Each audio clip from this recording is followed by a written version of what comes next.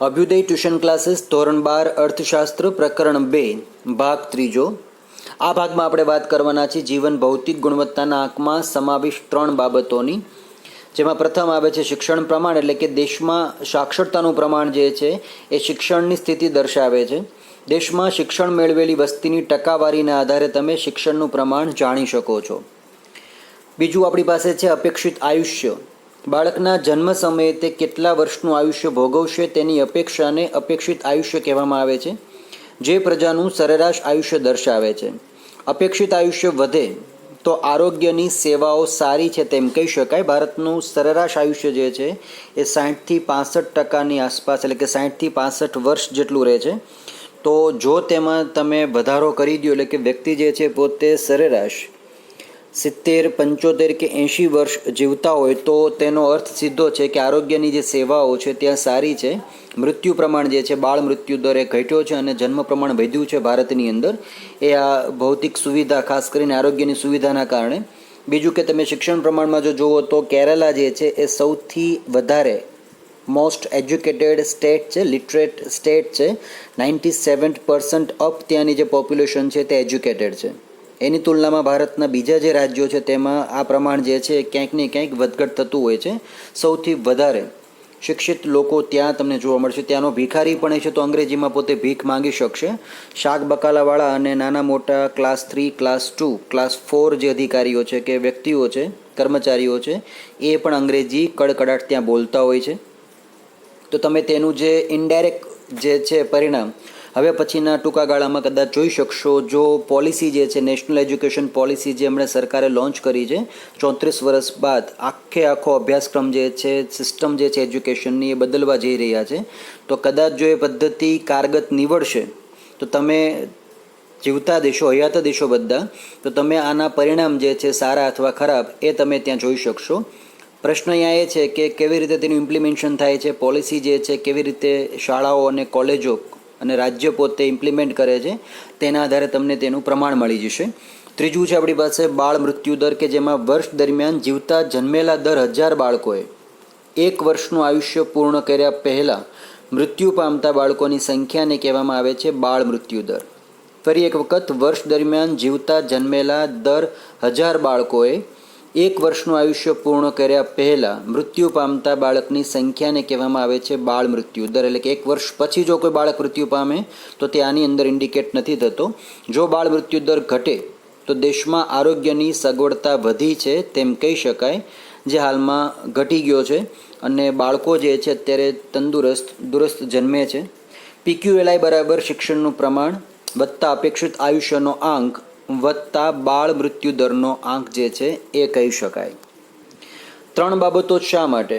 તો કે આ 3 બાબતો અંગેના વિશ્વાસપાત્ર આંકડાઓ દરેક દેશમાં મેળવી શકાય છે. આ 3 નિર્દેશકો, એટલે કે પરિબળો, પ્રયત્નથી નહીં પરંતુ પરિણામ દર્શાવે છે. અને આ 3 બાબતો વસ્તુલક્ષી હોવાથી કામગીરીની તુલના માટે વ્યાજબી ધોરણો પૂરા પાડે છે. શા માટે? તો તમને અહીંયા તેનો જવાબ મળી જાય છે. શિક્ષણ જે છે કેવી રીતે અસર કરે છે? જીવનની ભૌતિક ગુણવત્તાનો મહત્તમ માપદંડ છે શિક્ષણનો વધારો વ્યક્તિના કલ્યાણનો વધારો દર્શાવે છે. વ્યક્તિની કુશળતા અને દેશના વિકાસની આવશ્યકતા જે છે એ શિક્ષણના આધારે નક્કી થાય છે. બીજું તમારી પાસે આવે છે અપેક્ષિત આયુષ્ય, કે જેમાં સામાજિક પરિસ્થિતિ અને સુખાકારીનું પ્રતિબિંબ છે. અપેક્ષિત આયુષ્યનો વધારો પોષણ, તબીબી સારવાર તથા પર્યાવરણીય સંજોગોનું પરિણામ કે પ્રતિબિંબ બતાવે છે અપેક્ષિત આયુષ્ય. ઘણી સ્થિતિમાં આયુષ્ય જે છે કોઈક નાના મોટા, કોઈક શારીરિક માનસિક રોગને કારણે અથવા તો કુદરતી કે પછી કૃત્રિમ આપત્તિને કારણે આની અંદર વધઘટ થાય. પરંતુ જો સતત તે આયુષ્ય વધતું હોય, સામાન્ય રીતે તમને અગાઉ કીધા પ્રમાણે 70, 75 કે 80 વર્ષનું આયુષ્ય જો વધારે આવતું હોય તો તેની અંદર આ બાબત જે છે કારગત નીવડે છે. ત્રીજું છે બાળ મૃત્યુ દર. સામાજિક પરિસ્થિતિ અને સુખાકારીનું પ્રતિબિંબ છે. બાળ મૃત્યુ દર પીવાના સ્વચ્છ પાણી, ઘરનું પર્યાવરણ, મહિલાઓની સ્થિતિ, માતૃત્વની કામગીરીનું સંવેદનશીલ પ્રતિબિંબ બતાવે છે. અહીંયા તમે ગૂગલ સર્ચ કરી શકો છો. જાપાનના જે સરેરાશ લોકો છે, વૃદ્ધો જાપાનમાં સૌથી વધારે છે, જેમનું આયુષ્ય 70થી 75 વર્ષ અપ થાય છે. ગૂગલમાં તમે સર્ચ કરશો ધ લોંગેસ્ટ એજ્ડ પર્સન અથવા તો પછી ધ હેપીએસ્ટ એજ પર્સન, તો તમને ગૂગલની અંદર જાપાનની જે લોકો છે તેમની રહેણીકરણી અને તેમની રીતભાત છે તેના આધારે તેમનું અપેક્ષિત આયુષ્ય સરેરાશ આયુષ્ય કરતાં વધારે છે બીજા અન્ય તમામ દેશો કરતાં, એ તમે ત્યાં જાણી શકો છો. ત્રીજું કે જીવનના ભૌતિક ગુણવત્તા આંકની રચના કેવી રીતે થાય છે. પીક્યુએલઆઈ જે છે કેવી રીતે પોતે આંક આ બનાવે છે, તો તેની અંદર તમારે દરેક નિર્દેશ જે છે, ખાસ કરીને 3 નિર્દેશ, શિક્ષણ, આયુષ્ય અને બાળ મૃત્યુ દરને 100નો ભાર આપવાનો છે, વેઇટેજ આપવામાં આવે છે. દેશની તે નિર્દેશની કામગીરીના આધારે 0થી 100ના આંકની વચ્ચેના ગુણ મૂકવામાં આવે છે. આ 3 બાબતોમાં એ દેશને મળેલા ગુણોનો સરવાળો થાય. સરવાળાને તમે 3 વડે ભાગીને તેની સરેરાશ કાઢી શકો, જેને કહેવામાં આવે છે પીક્યુએલઆઈ આંક. ખાસ તમને આ પદ્ધતિ જે છે તમને પરીક્ષામાં પૂછી શકે છે. પીક્યુએલઆઈ અંક જે છે તમે કેવી રીતે મેળવી શકો છો. 2 ગુણ માટેનો તમારી પાસે આ નાનો પ્રશ્ન હોઈ શકે, તો તમે તેમાં આ વિગત જે છે ખાસ યાદ રાખશો. શિક્ષણ, આયુષ્ય, બાળ મૃત્યુ દર, કુલ ગુણ 100, 0થી 100ની અંકની વચ્ચે તેના ગુણ મૂકવાના છે. મળેલ તમામ ગુણોનો સરવાળો કરીને 3થી ભાગવાના, તેની સરેરાશ જે છે પીક્યુએલઆઈ બની જશે. ત્યાર પછી પીક્યુએલઆઈની મહત્ત્વની બાબતો શું છે કે જેમ દેશનો પીક્યુએલઆઈ 100ની નજીક આવે તે દેશની ઉપયુક્ત 3 બાબતો એટલે કે નિર્દેશોમાં કામગીરી જે છે ઉત્તમ કહી શકાય. 70-75 અપ થતી હોય તો બેસ્ટ છે, ડાઉન થાય તો વિચારવું પડે.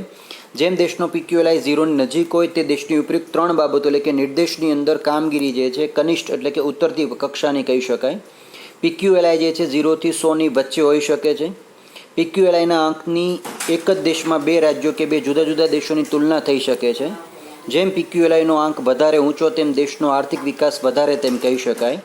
જેમ પીક્યુએલઆઈનો આંક નીચો તેમ દેશનો આર્થિક વિકાસ જે છે નીચો થઈ શકે એ કહી શકાય.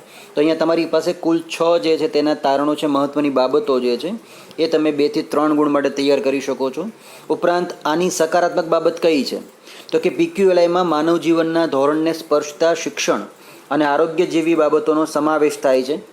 નંબર 2 કે માથાદીઠ આવકના નિર્દેશ કરતાં પીક્યુએલઆઈ ચઢિયાતા છે. માથાદીઠ આવક કરતાં આ જે તમને તારણ મળશે તે તારણ તમારી પાસે શિક્ષણ અને આરોગ્ય અને બાળ મૃત્યુ દરની તમામ વિગતો સાંકળીને આપે છે. તો તમારી પાસે જે ફિગર આવશે એ ફિગર બીજા બધા જ ફિગર કરતાં ચઢિયાતો બનશે. બીજું કે આર્થિક વિકાસના નિર્દેશક તરીકે પીક્યુએલઆઈ રાષ્ટ્રીય આવક અને માથાદીઠ આવક કરતાં ઓછી મર્યાદાવાળા છે. નંબર 4 કે પીક્યુએલઆઈથી જુદા જુદા દેશોના જૂથો એક જ દેશના વિવિધ રાજ્યોની તમે તુલના કરી શકો છો. શહેરી, ગ્રામીણ, સ્ત્રી પુરુષના પીક્યુએલઆઈ બનાવી તેની તુલના કરી શકાય, જે તેની સકારાત્મક બાબતો છે. તો આના પણ તમને ગૂગલની અંદર તમે જ્યારે પીક્યુએલઆઈ સર્ચ કરશો તો ગૂગલની અંદર તમને ભારત દેશની અંદર જે અંક છે 2019 સુધીના એ તમને અવેલેબલ થઈ જશે. 2020ના અંક હજી સુધી નથી આવેલા, કારણ કે તમને આ સ્થિતિ ખબર છે કોવિડ-19ની, તો તેના અનુસંધાને અંક તમને કદાચ ન પણ મળે. મર્યાદા શું છે તો કે માત્ર 3 બાબતોનો સમાવેશ કર્યો છે અને આ 3 બાબતોના આધારે સચોટતાથી દેશનો વિકાસ થયો કે કેમ એ કહી ન શકાય. સાચો આંક મેળવવા 3 બાબત સિવાયની બાબતોનો પણ તમારે અભ્યાસ કરવો જરૂરી છે. નંબર 2 કે માત્ર સરેરાશ દર્શાવે છે. 3 નિર્દેશના મળેલા આંકને તમે 3 વડે ભાગવાથી મળતો આંક પીક્યુએલઆઈ જ છે, જે તેની સરેરાશ છે. અને સરેરાશથી તે દેશની 3 બાબતમાં અગ્રિમતા કે પછી પછાતતા કહી શકાય નહીં. સરેરાશથી નિર્ણયો લેવાતા નથી, જે તેની મર્યાદા છે. નંબર 3 કે કોઈ દેશનો પીક્યુએલનો દર કદાચ ઊંચો હોય, હાલમાં તો દેશનો વિકાસ બીજા દેશો કરતાં વધારે છે તેમ સામાન્યીકરણ કરી ન શકાય. પીક્યુએલઆઈના આધારે વિકાસ દર નક્કી નથી થઈ શકતો, મર્યાદામાં આવી જશે. નંબર 4 કે 3 ધોરણને માનવ જીવનમાં એક સરખું મહત્ત્વ 100 અંક આપવામાં આવે છે. શિક્ષણનું, આરોગ્યનું અને બાળ મૃત્યુ દરનું જે અયોગ્ય છે. 3 બાબતો માનવ જીવનમાં એક સરખું મહત્ત્વ ધરાવતી નથી. બની શકે કે કદાચ અમુક વિસ્તારોમાં શિક્ષણનો દર કે શિક્ષણનો વ્યાપ જે છે ઓછો હોય. ઘણા પછાત રાજ્યો છે કે જેની અંદર શિક્ષણ શું છે એ ખબર જ નથી. ભારતની જો 100% વસ્તી ગણીએ તો 100% વસ્તીમાંથી 30%, 40% વસ્તીને બાદ કરી દેતા બાકીની તમામ વસ્તી ભણી ગણીને આગળ વધી શકે છે. બાકીની 30-40% વસ્તીને ભણવાનું શું છે તે ખ્યાલ જ નથી, કારણ કે તેની જે રાજકીય અથવા તો ભૌગોલિક પરિસ્થિતિ છે એના અનુસંધાને તેઓ આગળ વધી શકતા નથી. નંબર 5 જીવનની ભૌતિક ગુણવત્તા આંકમાં આવક વૃદ્ધિ મહત્ત્વની છે, જેની ઉપેક્ષા કરી છે. ભૌતિક ગુણવત્તા આંક જે છે જીડીપી, અહીંયા એની વૃદ્ધિની મહત્વતા બતાવવાની હોય પણ તે અહીંયા ઉપેક્ષિત થાય છે, કારણ કે 3 અંક જ વિગત અહીંયા આપવાની છે, ચોથી આપવાની થતી નથી. ધનિક દેશોની PQLI વધવાની ગતિ ધીમી હોય, કારણ કે સરેરાશ આયુષ્ય અમુક હદથી વધારી શકાતું નથી. દાખલા તરીકે તમે 100 વર્ષ કરતાં વધારે લાંબુ જીવી શકતા નથી, તમારા આયુષ્યમાં વધારો નથી થઈ શકતો. હા, તમારી રહેણીકરણી જે છે જો સુધારી શકાય તો કદાચ તમારું આયુષ્ય જે છે એ વધી શકે, પણ એ તમારા હાથની વસ્તુ નથી. એ પરિસ્થિતિજન્ય ઘટના ઘટે એટલા માટે આ પણ એક બાબત છે તે કહી શકાય. અને ધનિક દેશો જે છે, પૈસાદાર દેશો જે છે, તેમાં આ બધું જે છે શિક્ષણ, આરોગ્ય કદાચ વધી જાય તો બાળ મૃત્યુદર કદાચ ત્યાં ઓછો પણ હોય. અને ઘણી બધી એવી જે પુરાણી રૂઢિગત માન્યતાઓ છે તેના કારણે તે અંક કંટ્રોલમાં પણ રહેતો હોય તેવું જાણી શકાય. આજની સ્થિતિ એ શું છે PQLI? તો કે વિશ્વમાં 2003 પછી PQLIની 3 બાબતોને આધારે બનતા આંકને બદલે હવે માનવ જીવનને સ્પર્શતી બીજી 3 બાબતોનો સમાવેશ કરી જીવનની ગુણવત્તા આંક જે છે, ક્વોલિટી ઓફ લાઈફ ઇન્ડેક્સ જે છે, QLI તૈયાર કરવામાં આવે છે. અને આ અંક જે છે એ મહત્ત્વનો બની જતો હોય છે. અહીંયા આપણે વાત કરશું હવે માનવ વિકાસાંકની, હ્યુમન ડેવલપમેન્ટ ઇન્ડેક્સ HDI. તો ભાગ 1ની અંદર તમને આના અનુસંધાને વિડીયોઝ આપેલા છે, તો તમે વિડીયોઝ જોશો તો તમને આ બાબતે વધુ ખ્યાલ આવી જશે. ધોરણ 10ની અંદર પણ તમે માનવ વિકાસનું એક પ્રકરણ ભણી ગયા હશો, તો તમને તેમાં પણ ખ્યાલ છે. 11મા ધોરણમાં પણ તમારાનો ઉલ્લેખ આવી ગયો છે, તો તમે તેના વિશે વધુ માહિતી જે આજે પ્રાપ્ત કરશો તો એ વધુ ધ્યાન રાખશો. વિકાસનો અદ્યતન નિર્દેશક માનવ વિકાસાંક 1990ની અંદર સંયુક્ત રાષ્ટ્ર વિકાસ કાર્યક્રમ UNDP, United Nation Development Program જે છે એના દ્વારા માનવ વિકાસ અહેવાલ જે છે HDR, હ્યુમન ડેવલપમેન્ટ જે રિઝલ્ટ છે, રિપોર્ટ જે છે એ રજૂ કરવામાં આવે છે. આ અહેવાલમાં વિકાસના માપદંડ તરીકે માનવ વિકાસનો આંક જે છે, હ્યુમન ડેવલપમેન્ટ ઇન્ડેક્સ, એ રજૂ થાય છે. HDIમાં આર્થિક માપદંડોની સાથે બિન આર્થિક માપદંડ પણ ઉમેરવામાં આવે છે, તેના ઉપર ભાર મૂકવામાં આવે છે. HDI તૈયાર કરવામાં મહત્ત્વની ભૂમિકામાં ભારતના અર્થશાસ્ત્રીઓનો ફાળો પણ છે. જુદા જુદા દેશોમાં થતા વિકાસના પ્રયત્નોનું મૂલ્યાંકન કરીને આંક તૈયાર કરાય. તો 1990થી HDIને માપવા માટે જે વિવિધ ન્યૂનતમ અને મહત્તમ મૂલ્યનો ઉપયોગ થતો હતો, જેમાં 2010માં સુધારા કરવામાં આવ્યા છે.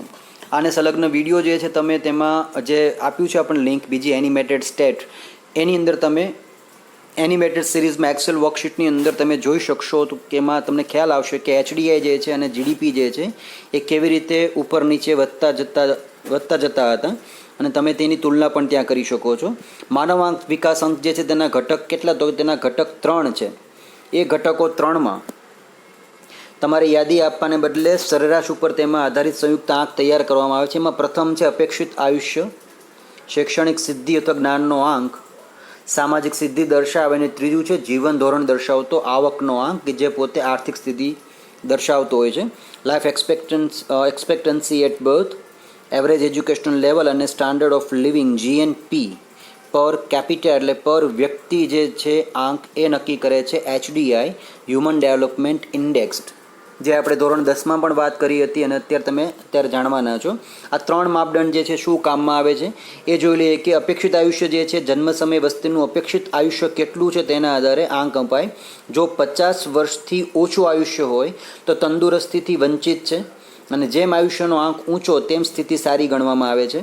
શિક્ષણની બાબતમાં જોઈએ તો જ્ઞાનનું પ્રમાણ જાણવા પુખ્ત શિક્ષિતોની ટકાવારી કેટલી છે. પુખ્ત વય એટલે 18 વર્ષથી ઉપરના જે છે તેના માટે આમાં 15 વર્ષ અને તેનાથી વધુ ઉંમરની વ્યક્તિના અક્ષર જ્ઞાનને ધ્યાનમાં લેવાય છે. જેમાં 2 બાબત ધ્યાનમાં રાખવાની કે સ્કૂલિંગના સરેરાશ વર્ષ, કેટલા વર્ષ શાળામાં ભણ્યા છે, અને નંબર 2 કે સ્કૂલિંગના અપેક્ષિત વર્ષો દેશમાં શાળા કક્ષા માટે કેટલા વર્ષ અપેક્ષિત છે, તેમાંથી બાળક શાળામાં સરેરાશ કેટલા વર્ષ ગાળે છે તેના આંક મેળવવામાં આવે છે. આ આંક જે છે એ 8 વર્ષ સુધીનો છે. ધોરણ 8 સુધી જે છે વ્યક્તિને, બાળકને મફત ભણવામાં આવે છે. તમે RTE, રાઇટ ટુ એજ્યુકેશન, તમે કદાચ જાણતા હશો, તો તેની અંદર સરેરાશ 15 વર્ષ સુધીના બાળકને મફત શિક્ષણ આપવાનો અધિકાર આપ્યો છે. આની પછી જે છે શિક્ષણ મેળવવું ન મેળવવું તે બીજી વસ્તુ છે, પરંતુ અહીંયા 8 ધોરણ સુધી 15 વર્ષ સુધી બાળક કેટલું ભણ્યો છે અને શાળામાં કેટલું રહ્યા છે એના આંક નક્કી થાય છે. હાલમાં તમે સ્કૂલમાં જો કદાચ જાણતા છો, તમને ખ્યાલ હશે તમારો ડાઇસ નંબર, DISE જે નંબર છે એ જનરેટ થાય છે. તો તેના આધારે પણ આંક નક્કી કરી શકાય કે બાળક જે છે સરેરાશ કેટલા ધોરણ સુધી અભ્યાસ કરે છે. કારણ કે દર વર્ષે તમારો જે યુનિક ડાઇસ કોડ જે છે એ યુનિક ડાઇસ કોડ એ જનરેટ થતો હોય છે, અને તમે જ્યારે પણ શાળા બદલાવો ત્યારે પણ આ વિગતના આધારે નક્કી થાય કે બાળકે કેટલી વખત શાળા બદલાવી છે અને કેટલા વર્ષ સુધી ભણ્યા છે. એલસી તમારું જેવું નીકળી જશે ત્યાર પછી આ ડાયસ કોડ જે ત્યાં જે તે શાળામાં સ્ટોપ થઈ જતો છે તેના આધારે એવું નક્કી કરી શકાય કે બાળકે આટલા વર્ષ સુધી શાળામાં અભ્યાસ કર્યો છે, આગળ અભ્યાસ કરી શક્યા નથી, એ કયા કારણસર. બીજી વસ્તુ તો એ બાબત છે અહીંયા જ્ઞાન આધારિત. અને ત્રીજી વિગત છે તમારું સારું જીવન ધોરણ, કે જેમાં જીવન ધોરણ એટલે કે મળતી સગવડતા, પીવાનું શુદ્ધ પાણી, આરોગ્યની સેવા, સેનિટેશનની સેવા, બાળ મૃત્યુ દર, ઓછા વજનવાળા બાળકોની ટકાવારી, માથાદીઠ દૈનિક કેલરી, 5 વર્ષથી નીચેના બાળકોનો મૃત્યુ દર, પ્રોટીન અને ચરબીની પ્રાપ્તિને જોવાય છે. અને સારા જીવન ધોરણનો આધાર જે છે એ આવક ઉપર હોય છે, કેટલી તમારી માથાદીઠ આવક છે. તો આવકનો આ સૂચકાંક જે છે એ માથાદીઠ કાચી રાષ્ટ્રીય આવક GNI અને PPP સમખરીદ શક્તિના ધોરણે માપવામાં આવે છે. બાજુમાં તમે જોઈ શકશો તો ગ્લોબલ HDI રેન્કિંગ જે છે તેની અંદર સૌથી નંબર 1 ઉપર છે. ટોપ 5 કન્ટ્રીઝમાં નોર્વે 2017માં નંબર 1 ઉપર હતા. ઇન્ડિયા ત્યારે 130 નંબર ઉપર હતું. નંબર 2 ઉપર છે સ્વિટ્ઝરલેન્ડ, નંબર 3 ઉપર ઓસ્ટ્રેલિયા, નંબર 4 ઉપર આયર્લેન્ડ, 5 ઉપર જર્મની છે. નાઇજર જે છે 189 નંબર ઉપર, બ્રુન્ડાઈ છે 185, ચાંદ 186, સેન્ટ્રલ આફ્રિકન રિપબ્લિક જે છે 188 અને સાઉથ સુદાન જે છે 187 નંબરના રેન્ક ઉપર ચાલે છે. ભારતનો રેન્ક જે છે HDI એ સુધરી ગયો છે 129th, 129મી રેન્ક આવી છે 2019ના વર્ષની, જેની વિગત જે છે મેં તમને લિંકમાં સાથે આપેલી છે. આપે તે પણ એકવાર વાંચી લેશો અને સમજી લેશો. વિગત જે છે 2019ના સાલની છે, જે નક્કી થયો છે અંક તેના માટે. ચાલુ વર્ષનો અંક જે છે કદાચ અપ ડાઉન થઈ શકે હાલમાં, કારણ કે વૈશ્વિક સ્થિતિ એવી છે કે તેના આધારે આ વિગત જે છે હવે ચેન્જેબલ થઈ શકે છે, પ્રોક્સી હોઈ શકે. મુખ્ય બાબત કઈ છે HDIની, તો કે 3 ધોરણને આધારે ગણાતા HDIનું મહત્તમ મૂલ્ય 1 ગણાય. HDIનું મૂલ્ય 0 થી 1ની વચ્ચે હોય છે. જે દેશનો HDI 1 નજીક હોય તે વધુ વિકસિત ગણાય અને HDIમાં ઊંચો ક્રમ મેળવે છે. અને જે દેશનો HDI 1 થી દૂર હશે તે ઓછો વિકસિત હશે, તેને HDIના ક્રમમાં નીચો ક્રમ મળે છે. વર્ષ 2014માં દુનિયાના 188 દેશોના HDIમાં 0.944 આંક સાથે નોર્વે દેશ પ્રથમ ક્રમે હતો અને ભારત એ વખતે 0.609 અંક સાથે 130માં ક્રમે હતો. 4.4 કે 2015નો જે માનવ વિકાસ આંક અહેવાલ છે તે વિશ્વના દેશો સાથે કેવી રીતે રજૂ થયા હતા, તો વર્ષ 2015માં માનવ વિકાસ અંકના અહેવાલ પ્રમાણે 14ના વિશ્વના દેશોની માનવ વિકાસ આંકમાં સ્થિતિ શું હતી એ તમને અહીંયા આપેલી છે.